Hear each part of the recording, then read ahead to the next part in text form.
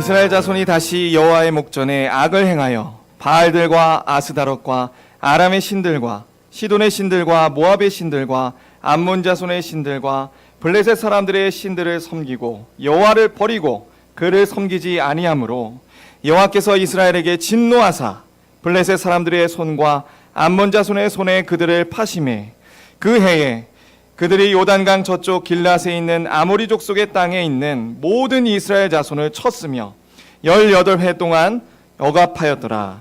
암몬 자손이 또 요단을 건너 유다와 베냐민과 에브라임 족속과 싸움으로 이스라엘의 공고가 심하였더라.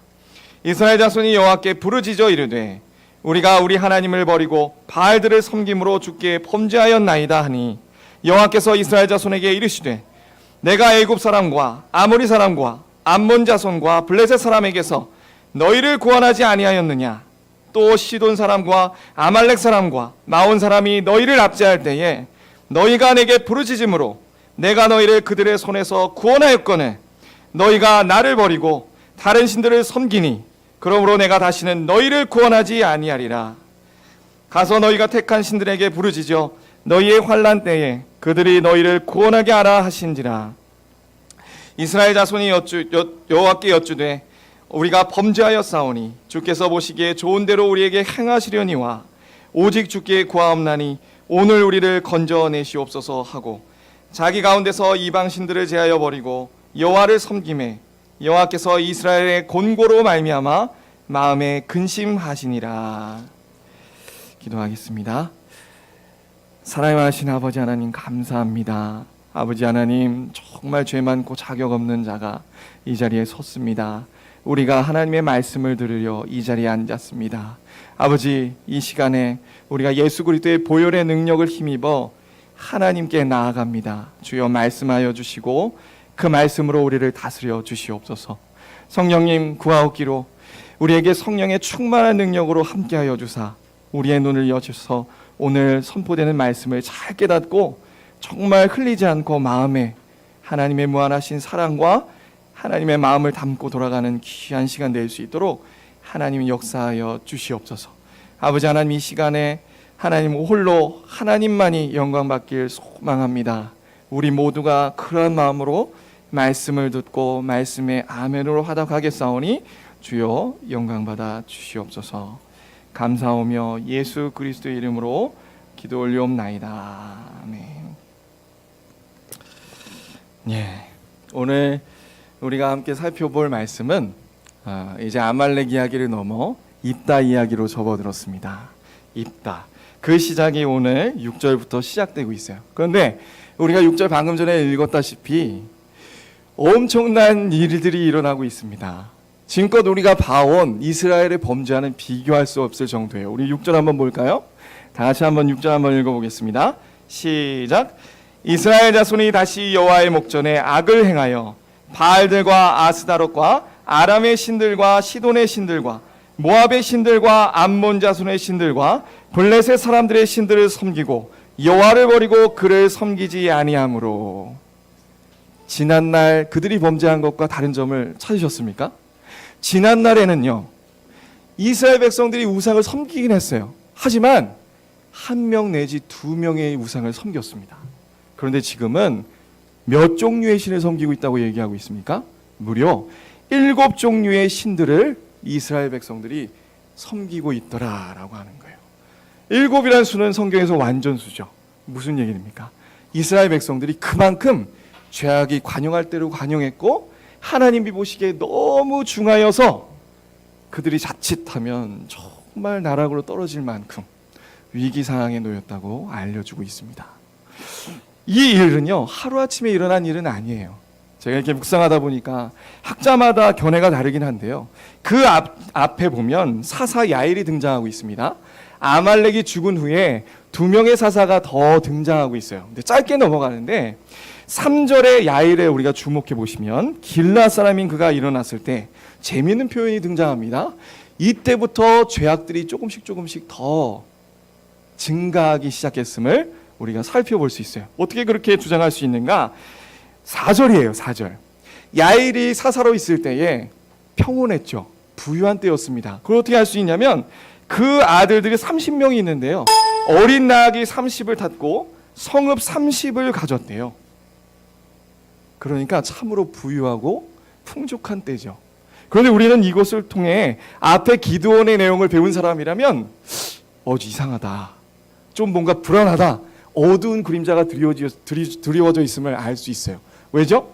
기드온이 자신이 왕이 되겠다고 하지 않았습니다. 그래서 왕이 실제로는 되지 않았죠. 그렇지만 왕처럼 맹세하면서 어떤 일들을 행했죠? 그가 자식을 70명이나 두었어요. 그리고 또 에봇이라는 것을 만들어서 이스라엘 백성들로 하여금 음행에 빠지게 만드는 일에 안 좋은 역할들을 했죠. 그런데 여기도 지금 보니까 그 사사가 야일이 있을 동안에 그 아들들이 지금 어떤 행위를 하고 있습니까? 성읍 30을 가졌다는 거예요. 나귀를 타고 다녔다. 성읍 30을 가졌다는 건 뭐냐면 하나님은 분명 너희가 왕이 되어 뭔가를 통치하고 하지 말았어야 되나? 지금 이 30명이 그 성읍들을 권력을 쥐고 다스리고 있는 모습을 표현해주고 있어요. 저는 그래서 이 구절을 보면서 이 앞뒤 구절에 이 입다의 그 방금 우리가 살펴봤던 7종류의 신을 섬기는 것이 그냥 나온 것이 아니다. 물질적으로는 풍족했고 평안한 때였지만 그 속으로 기드온의 때에 야금야금 이스라엘 백성들이 죄를 짓고 죄를 먹어 결국에 아비멜렉과 세겜 이스라엘 사람들 같은 사람들을 낸 것처럼 지금도 그러한 일들이 사사 야일의 때에 이루어지고 있었다라고 생각할 수밖에 없습니다. 그래서 지금 이스라엘 백성들이 사사 입다가 죽자 본격적으로 이제 더 하나님 앞에 관영하는 죄들을 막 짓고 있는 장면이 바로 7종류의 우상을 섬기고 있다는 것으로 표현되고 있어요. 7종류의 우상은 누구였냐면요, 가나안 땅에 있었던 두 신, 처음에는 두 신입니다. 바알과 아스타롯이죠. 아세라였습니다. 그런데 그 나머지 신은 어떤 신이었냐면 가나안 땅에 그들이 쫓아내지 않았던 그 족속들로 인한 신이 아니라요, 외부에서 들어온 신이에요. 어떻게 이런 일이 생겼을까요? 외부에서 지금까지 수많은 나라들이 쳐들어와서 압제를 당했지 않습니까? 그래서 그때마다 이 사람들이 이 신들을 받아들인 거예요. 그런데 이상하지 않아요? 왜냐? 분명히 그 나라들이 들어와서 블레셋, 암몬, 아말렉 들어와가지고 괴롭히고 그래서 힘들었잖아요. 고난 가운데 있었잖아요. 그러면 그들이 싫고 그들의 신도 싫어야죠. 그렇게 생각해야 상식 아닙니까? 그런데 지금 그들이 지나가고 사사가 구원했지만, 여러 차례 구원했지만 고스란히 그 신들은 남았다라고 지금 표현하고 있는 거예요. 오히려 두 팔 벌려 환영하면서 이제는 그 신들까지 몽땅 다 섬기는 지경에 이르렀다. 와, 정말 이해하기 참 어렵죠? 공감이 되십니까? 자, 그런데 제가 이 책들을 찾아보다가 역시 참 팀 켈러 목사님이 참 해안이 있다는 생각을 했습니다. 제가 그 말씀을 또 빌려서 얘기할 건데, 팀 켈러 목사님이 정확하게 이 구절을 뭐라고 표현하냐면 이게 바로 우리의 모습이다 라고 얘기했어요. 제가 그걸 한번 읽어드리겠습니다. 뭐라고 했냐면 이렇게 얘기해요. 우리의 모습이라고 단정 지으면서 이렇게 말씀했습니다. 우리는 다른 시대와 문화 속에 있기 때문에 이스라엘만의 문제라고 보기 쉽다. 그러나 인간의 마음은 바뀌지 않았다. 지금도 여전히 우리는 우상으로 말미암아 압제에 빠지면 우상을 더 숭배해야 한다고 느낀다. 만일 어떤 사람이 가치와 목적을 사람과의 관계에서 찾는다고 하자. 예를 들어 결혼 생활을 위해 모든 것을 희생하다가 결혼 생활이 실패한다고 했을 때, 그러면 자연히 우리는 생각하기를 더 나은 사람, 더 괜찮은 사람을 찾아야 돼. 그래야만 내 삶이 행복해질 거야 라고 착각한다는 거예요. 그러니까 무슨 얘기냐면 우리가 우리의 문제를 볼 때 내가 문제가 아니라요, 내 우상 숭배를 하는 내가 문제가 아니라 그 우상을 충분히 숭배하지 않는 것이라고 느낀다는 거예요. 이렇게 설명할 수 있죠. 어떤 말이냐면요, 이스라엘 백성들이 가나안 족속, 외부 족속들이 압제를 당하면 그들의 신들을 싫어하는 게 아니라 오히려 더 섬기고 사랑함으로 고통당하게 됐죠. 이게 우리에게도 우상을 빠지면요, 고통을 당하고 괴롭지만 더 그것을 갈구한다는 말이에요. 더 그것에 집중하고 더 그것을 취해야만 내가 행복하고 내 문제들이 해결되는 것 같고 내가 이 세상을 살아갈 때 행복한 것처럼 착각에 빠진다. 죄의 기만이죠. 예를 들면 이런 겁니다. 돈을 우상으로 삼고 빠진 사람은요, 괴롭죠. 돈 때문에. 근데 신기하게 돈 없어도 괴롭고 돈이 있어도 괴로워요. 돈 때문에 근심하고 걱정하며 스트레스를 받습니다. 그래서 어떻게 하죠? 돈으로 또다시 위안을 삼으려고 해요. 예를 들어 예레미야 2장에는 이렇게 얘기합니다. 사람이 두 가지 악을 행하였는데 하나님을 버린 것과 스스로 터지는 웅덩이를 판 것이라. 절대 만족을 줄 수 없고 행복을 찾을 수 없지만 계속 그거에 얽매이고 손을 뻗치는 거예요. 그런 현상이 바로 지금 이스라엘 백성들의 모습이라는 겁니다. 이것이 인간관계에 빠지게 되면 어떻게 될까요? 인간관계에서는 어떻게 되느냐? 인간관계라는 우상에 빠진 사람은요, 점점 남을 의식합니다. 나를 어떻게 볼까 걱정하고요. 끊임없이 관계를 신경 쓰느라 힘들어요.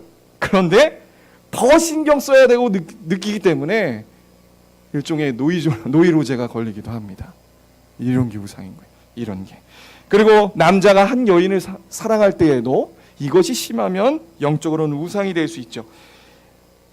우리 여기 형제님들 많이 계신데 사랑해 보셨죠? 지금 우리 결혼하신 우리 지사님들을 사랑했을 그때를 떠올려 보십시오. 그러면 어떻게 됩니까? 그 삶의 모든 것이 그 여인을 중심으로 재편됩니다. 저도 그랬어요. 그런데 그것이 심하면 어떻게 되는가? 아주 그냥 다른 일들을 점점 소홀히 하게 되고 올인하게 되는 거예요.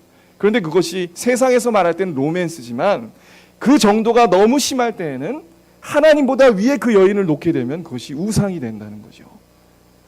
나중에 처참하게 실망하게 되겠죠. 그런 겁니다.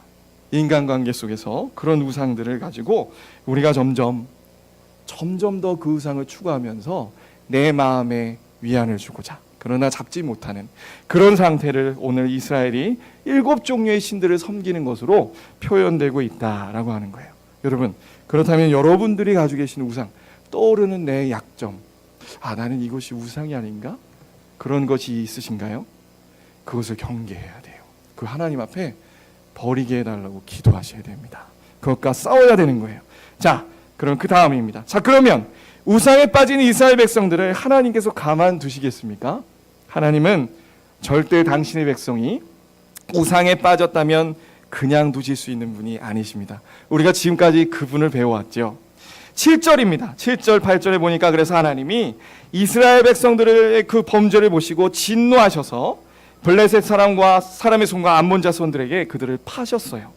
그리고 그 정도가 얼마나 대단했던지 이것도 역대급이에요. 정말 신자가 엄청난 죄악에 사로잡혀 있을 때는요, 하나님이 취하시는 방법은 더 큰 고난을 주시는 거더라고요. 그래야만 이 죄에 얽매인 사람이 죄인 줄 깨닫고 다시 하나님께 돌이키게 되기 때문이에요. 그만큼 비참한 거죠. 그래서 어느 정도로 하나님이 암몬 자손과 블레셋에 넘기셨냐면 18해 동안 억압했습니다. 그 블레셋과 암몬은요, 이스라엘 영토의 각각 좌측과 우측에 있는 족속들이었어요. 동시에 공격한 겁니다. 그리고 특별히 9절에 보니까 암몬 자손이 그 영토의 핵심부를 타격했어요. 그게 9절인데요. 어디부터 시작하냐면 아래부터 유다 지파가 있어요. 유다 지파를 치고 그 다음에 그 위에 있는 베냐민 족속을 쳤고요. 그리고 또 위에 있는 에브라임 족속, 그 이스라엘 영토의 그 중심이 되는 지경까지 들어와서 전쟁을 치르고 그들을 괴롭히고 있는 그런 모습을 볼 수 있습니다. 그래서 이스라엘 백성들은 너무나도 괴로웠어요. 여기서 7, 8절에도 참 얘기할 게 많지만 그런데 포인트는 뒷부분에 있습니다. 이제 10절부터 16절까지 시작되는 것에 오늘의 핵심이 담겨 있어요.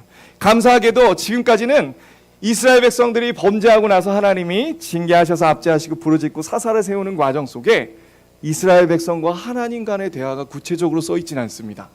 그런데 지금 사사 기자는요, 이제 드디어 구체적으로 이스라엘의 그 마음은 어떤지, 그렇죠, 중요한 거라는 걸 알려주는 거죠. 중요한 이스라엘 백성들의 상태는 어떤지, 또 하나님의 심정은 어떤지 구구절절 우리에게 알려주기 시작해요. 너무나도 감사한 거예요. 이것을 알게 되면 하나님이 이전에 아비멜렉과 그 세겜 사람들을 심판하실 때의 심정이 어떤가를 고스란히 알 수 있어요. 자, 우리 한번 그 부분을 살펴보세요. 10절과 14절을 나누고요, 14절 나누고 그다음 15절과 16절을 나눠서 우리 한번 살펴보도록 하겠습니다. 이 대화를 보게 되면 이스라엘의 변화가 드디어 나타나요. 어쩌면 이스라엘 백성들이 사사기에 등장하는 최초의 회개가 오늘 등장하고 있습니다. 그런데 우리 한번 10절에 한번 볼까요? 이스라엘 자손이 여호와께 부르짖어 이르되 우리가 우리 하나님을 버리고 바알들을 섬김으로 주께 범죄하였나이다.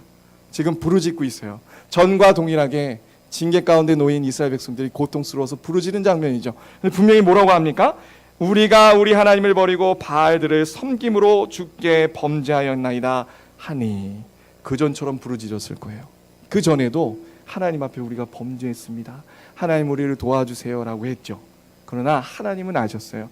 그것이 피상적인 부르짖음일 뿐이고, 이들은 당장에 자신들이 맞이하고 있는 그 고난이 힘들어서 하나님 이 고난의 문제를 빨리 벗어나게 해주세요라고 부르짖을 뿐이라는 것을 너무나도 잘 아셨습니다.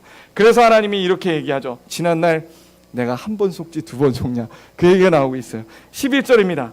여호와께서 이스라엘 자손에게 이르되 내가 애굽 사람과 아모리 사람과 암몬 자손과 블레셋 사람에게 너희를 구원하지 아니하였느냐? 또 시돈 사람과 아말렉 사람과 마온 사람이 너희를 압제할 때에 너희가 내게 부르짖음으로 내가 너희를 그들의 손에서 구원하였거늘. 13, 14절 같이 읽겠습니다. 시작. 너희가 나를 버리고 다른 신들을 섬기니 그러므로 내가 다시는 너희를 구원하지 아니하리라. 가서 너희가 택한 신들에게 부르짖어 너희 환난의 때에 그들이 너희를 구원하게 하라 하신지라. 자, 지금 어떻게 말씀하십니까? 그들의 마음의 상태를 너무나도 잘 아시는 하나님께서 너희들 또 그렇게 부르짖는구나. 내가 지난날 애굽에서부터 출애굽 시절부터 얘기하는 거예요. 이집트에 있을 때 너희가 부르짖을 때부터 내가 건져줬어. 그런데 광야에서 또 범죄하고 또 부르짖으면 내가 또 건져주고, 그리고 사사 시대 때 가나안 땅에 들어와서도 너희들이 부르짖었을 때 내가 그때마다 구원해주지 않았냐. 그런데 너희는 단지 그때뿐이고 내가 사사를 들어 구원해주면 언제 그랬냐는 듯 입 싹 닫고 다시 더 큰 범죄로 돌아갔다라고 얘기하는 거예요. 역시 봤을 때 이스라엘 백성들의 지난날의 모습은 어땠습니까? 그 부르짖음은 진정한 회개가 아니었어요. 진정으로 자신의 죄 자체가 너무 밉고 싫어서 그 죄 자체를 회개하는 게 아니라 고난과 어려움에, 우리로 얘기하면 우리의 문제들이겠죠. 기도 가운데 나아가서 하나님 앞에 그저 문제만 해결해 주십시오 라고 외쳤을 뿐이에요. 자, 그런데 15절 보세요. 이제 하나님께서 그들을 책망하십니다. 이제 나는 너희들을 다시는 구원하지 않겠다. 지금까지 너희가 나를 어떻게 대했는지 생각해보라. 나를 우상보다도 더 못하게 대했다는 거예요. 하나님께 부르짖을 정도면 생각해보세요. 우상 숭배했던 그들의 신들에게 이미 구한 다음 아니겠습니까? 구해봤지만 소용이 없자 그제서야 하나님께 나온 거예요. 하나님을 우상보다 더 못하게 여기고 부르짖었다는 거예요. 이렇게 책망을 듣자 이제 구원하지 않겠고 너는 너희가 택한 그 신들에게서 가버려, 그렇게 얘기하시자 이제 15절에 다른 모습이 펼쳐지고 있어요. 역시나 우리 죄인들은 하나님 앞에 책망을 받아야 됩니다. 그래야 이 사람들이, 우리 같은 죄인이 죄를 깨닫고 돌아올 수 있는 거예요. 우리 15절 16절 한번 읽어보겠습니다. 시작. 이스라엘 자손이 여호와께 여쭈되 우리가 범죄하여 싸우니 주께서 보시기에 좋은 대로 우리에게 행하시려니와 오직 주께 구하옵나니 오늘 우리를 건져내시옵소서 하고 자기 가운데서 이방 신들을 제하여 버리고 여호와를 섬김에 여호와께서 이스라엘의 곤고로 말미암아 마음에 근심하시리냐. 하나님이 책망하시고 지금 어떤 장면이 펼쳐지고 있죠? 이스라엘 백성들이 겸손해졌습니다. 그래서 하나님 앞에 뭐라고 하냐면 주여 맞습니다. 우리가 지난날 피상적으로 부르짖었을 뿐이에요. 주여 이제는 주께서 보시기에 원하시는 대로 우리의 죄악대로 갚으셔도 우리는 할 말이 없습니다. 그런데 주님 할 수 있거든 우리를 다시 건져내 주시옵소서.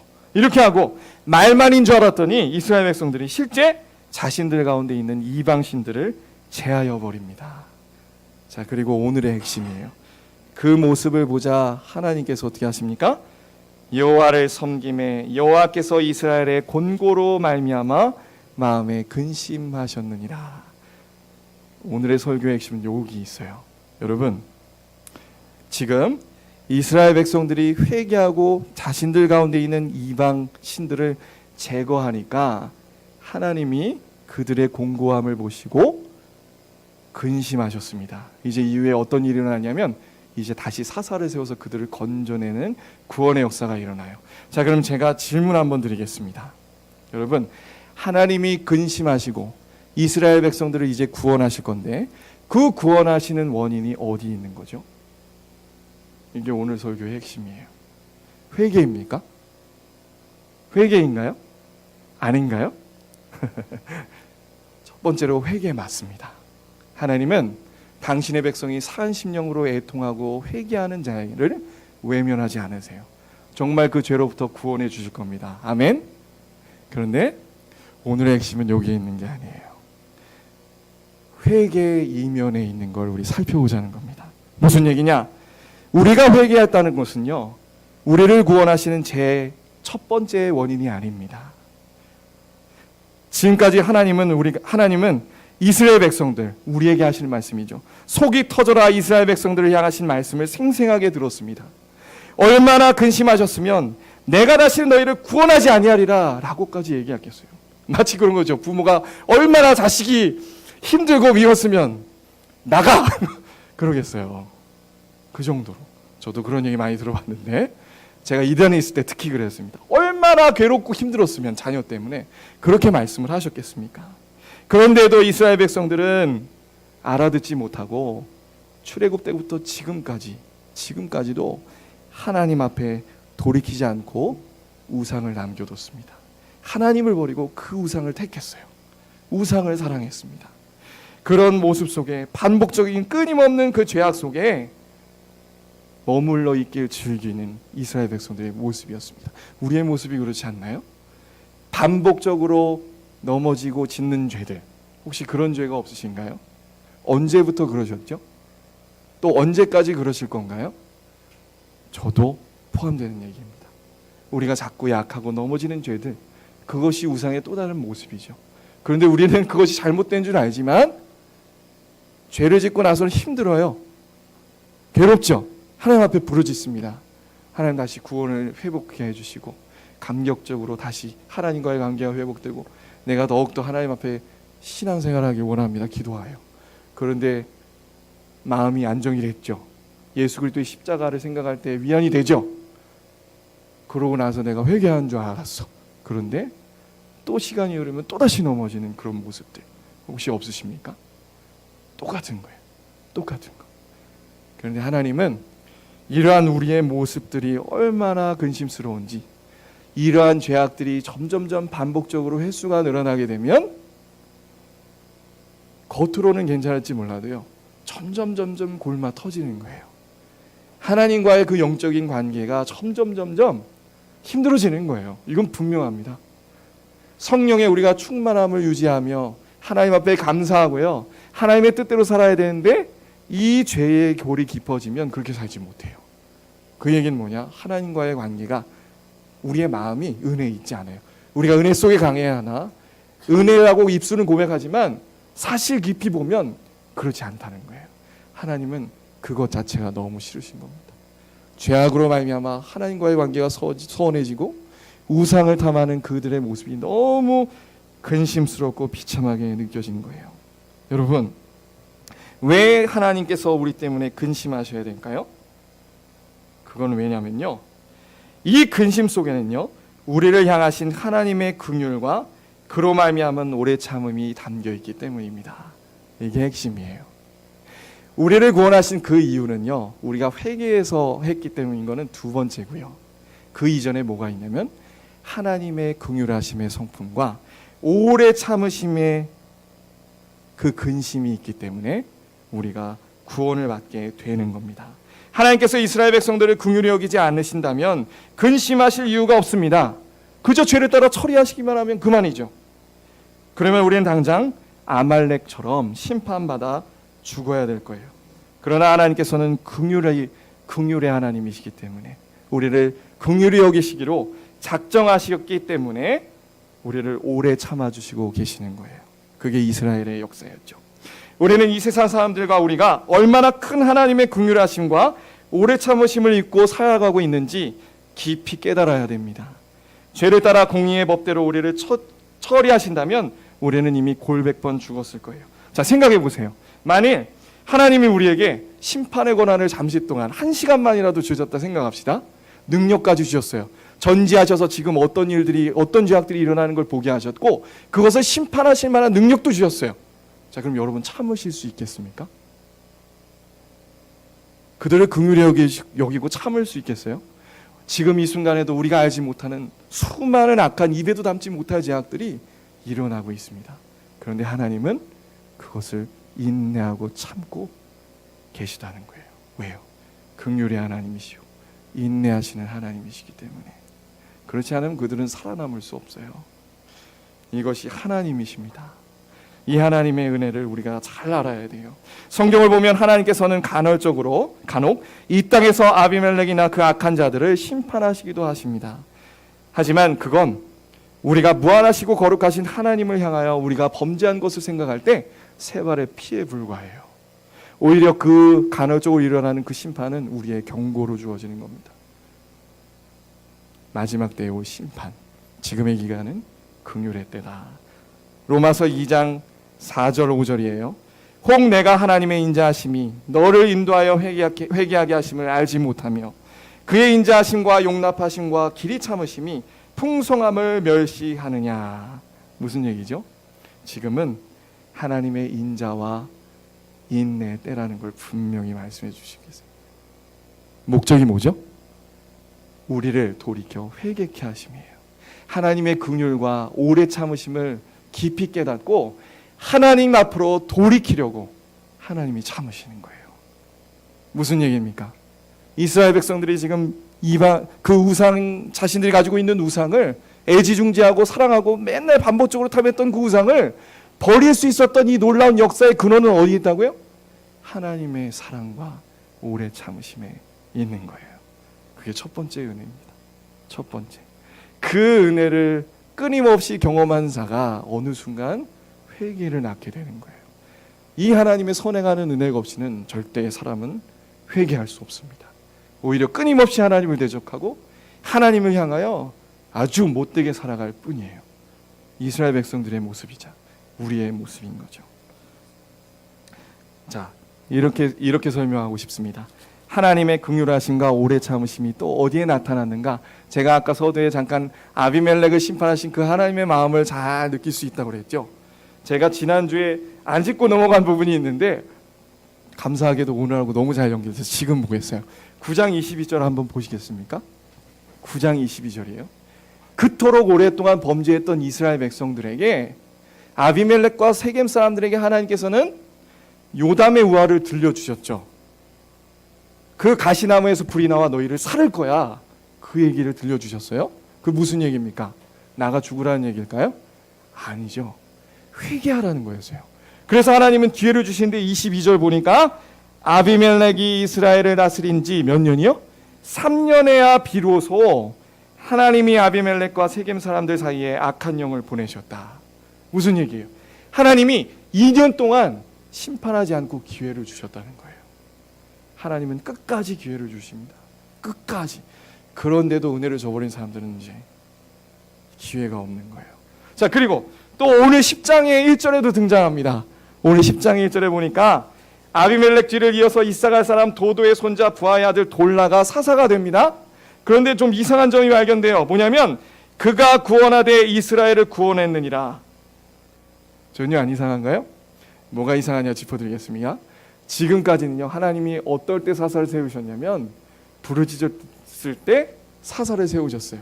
근데 이스라엘 백성들은 지금 부르짖지도 않아요. 자, 그리고 지금까지는 항상 이 사사를 통해 구원하시되 블레셋이나 암몬이나 가나안 족속들이 압제하고 있었기 때문에 건져주셨죠.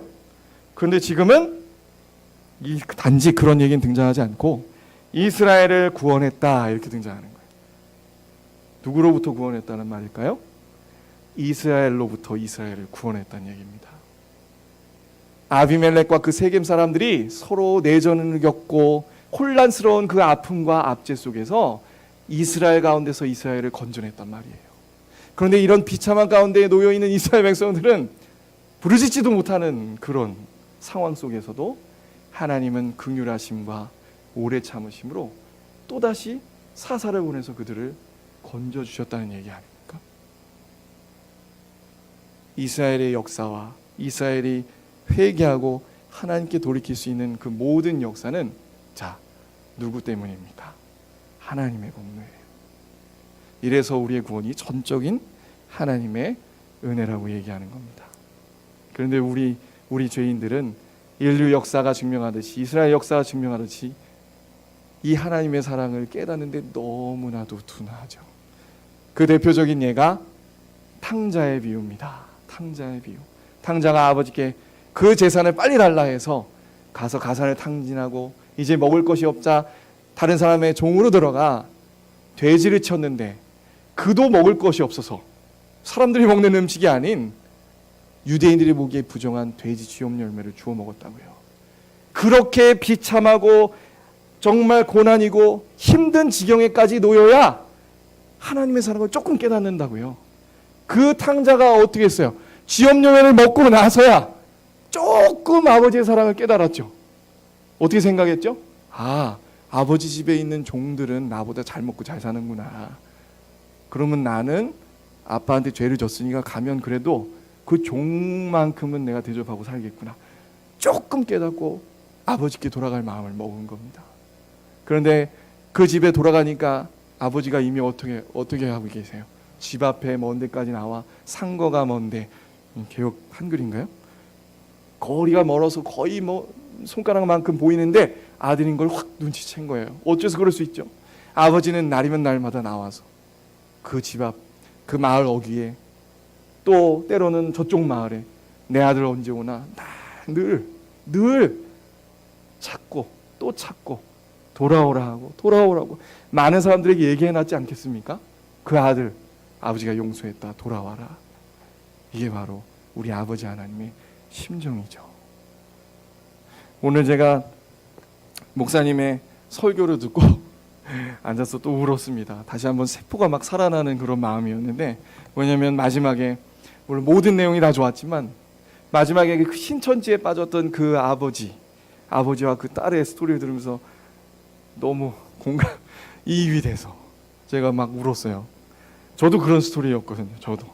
제가 이제 부모님을 들은 사람이 있을 건데 부모님을 너무 괴롭혔습니다. 저 때문에 집안이 난리법석이었죠. 날마다 사람들이 경찰까지 불러서 저 집 애 잡는다고 제가 많이 쫓겨나기도 하고 막 몇 살도 잡히고, 제가 부모님은 적이었어요.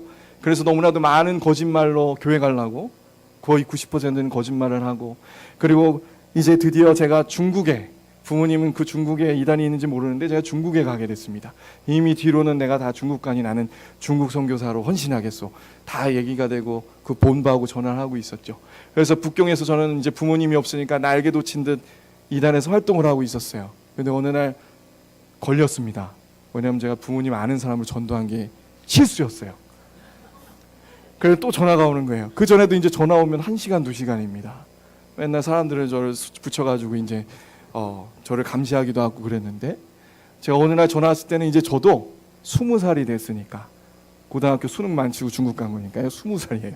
20살이 되어가지고 전화 왔을 때 이제 나도 지친 거예요. 그래서 뭐라고 했냐면 어머니한테, 어머니가 막 1시간 동안 막 얘기합니다. 그러면 안 돼. 왜 또 그랬냐고. 내가 또 거기 가야 되겠다. 막 이런 얘기 저런 얘기. 제가 이 목사님 저 목사님 다 만나고 다녔거든요. 선교사님. 아무 쓸모 없었죠. 그리고 어머니가 말씀을 어느 정도 마쳤을 때 내가 그랬어요. 이제는 내가 20살이고 도저히 안 되겠습니다. 나도 이제 성인이니까 자꾸 이렇게 하시면 이제 나는 집을 떠나는 방법밖에 없어.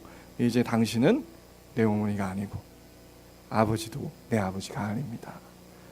너무 부드럽게 얘기했죠. 그때 되게 세게. 네, 진짜 이게 얼마나 웃고 계시지만 저희 부모님의 가슴엔 정말 비수를 꽂는 얘기였습니다. 얼마나 지금도 그게 떠올라요. 그래서 아까 제가 그 말씀을 듣고 이게 지금은 너무 감사한 게 그 얘기를 들으니까 정말 이게 하나님의 마음이구나. 그 불가항력적인 은혜가 하나님의 은혜구나. 너무 느껴지는 거예요. 우리 부모님이 저를 정말 우리 아버지 회사도 관두셨거든요. 저희 어머니는 맨날 저를 쫓아다니시고 막 저는 한 교회를 못 다니고 세 개 교회를 막 돌아다녔습니다. 하도 따라다니셔서 저희 친구들한테도 맨날 전화하고 저희 친구들 다 떠나갔어요. 왜냐면 맨날 거짓말 시켰거든요. 그렇게 괴롭혔던 전데 그렇지만 어쩌겠어요. 자녀인지라 끝까지 회사도 포기하시고 자신의 하루하루도 포기하시고 동네방네 모든 소문을 다 내시며 항상 교회 예배 시간에 가서 소리 지르시고 돌아오라는 거죠. 돌아오라. 자녀여 정신 차리고 회개하고 돌아오라. 이게 우리 아버지 하나님의 긍휼하심이에요. 긍휼하심. 너무 감사하죠. 지금 우리가 그렇게 살고 있지는 않나요? 하나님 보시기에 자꾸 이스라엘 백성들처럼 우상 숭배하고 인간관계 속에 돈 때문에 명예 때문에 그렇게 살고 있지는 않나요? 돌아오셔야 됩니다. 하나님의 무한하신 사랑, 긍휼하심과 오래 참으심을 깊이 묵상하셔서 정말 하나님의 앞에 간절히 하나님 이 마음을 정말 가슴이 터지도록 하나님 느끼게 해주셔서 그럼 어떻게 되게요? 죄가 싫어지는 거예요. 죄가. 그래서 죄가 싫은 겁니다. 그래서 회개 가운데 마음속에는 죄가 싫어하고 미워하는 마음이 생기는 거예요. 왜? 죄 때문에 하나님의 관계가 소원해지니까. 그렇게 나를 사랑하셨던 하나님인데 죄 때문에 멀어진 걸 아니까 죄가 미운 거예요. 그 마음이 우리 안에 느껴지셔야 돼요. 정말 가슴이 터지도록 그래야 돼요. 그래야만 우상을 버릴 수 있습니다. 그래야만 죄에서 벗어날 수 있습니다. 이게 어떻게 가능하다고요? 내가 애써서 기도하면 됩니까? 기도해야죠. 내가 애써서 말씀 보면 됩니까? 내가 신앙생활 애써서 하면 됩니까? 아니요. 하나님의 은혜가 임해야 돼요. 하나님 앞에 간절한 마음으로 말씀을 대하고 기도하고 그러다 보면 하나님께서 우리 가운데 회개를 이루어 주실 것입니다. 하나님도 하시고 우리도 싸우고 하나님의 은혜로 말미암아 이루어지는 그 역사가 지금 이스라엘의 사사기에 그 암흑 같던 이스라엘의 사사기에 한 번 공동체가 회개하는 일이 딱 한 번 여기 나타나는 거예요. 그 암흑 시대에도 하나님의 은혜는 끊어지지 않았습니다. 이것이 얼마나 감사한지 이것이 우리를 살리는 줄 믿습니다. 아멘. 기도하시겠습니다. 하나님 아버지 감사합니다. 아버지 하나님 오늘 이스라엘 백성과 하나님의 대화를 통해서 구구절절한 하나님의 긍휼하심과 오래 참으심을 들었습니다. 이 하나님의 사랑과 오래 참으심이 없이는 아버지 우리는 내 죄를 깨닫지도 못하고 우상을 버리지도 못하고 하나님의 속만 썩이고 살아갈 뿐입니다. 주여 저희를 긍휼히 여겨주시고 하나님 우리 안에 회개를 이루사 우리 안에 그 하나님의 사랑이 터질 듯 다가와 죄를 미워하고 우상을 버리는 역사가 우리 가운데 나타날 수 있도록 하나님 역사하여 주시옵소서. 감사하며 예수 그리스도의 이름으로 기도 올리옵나이다.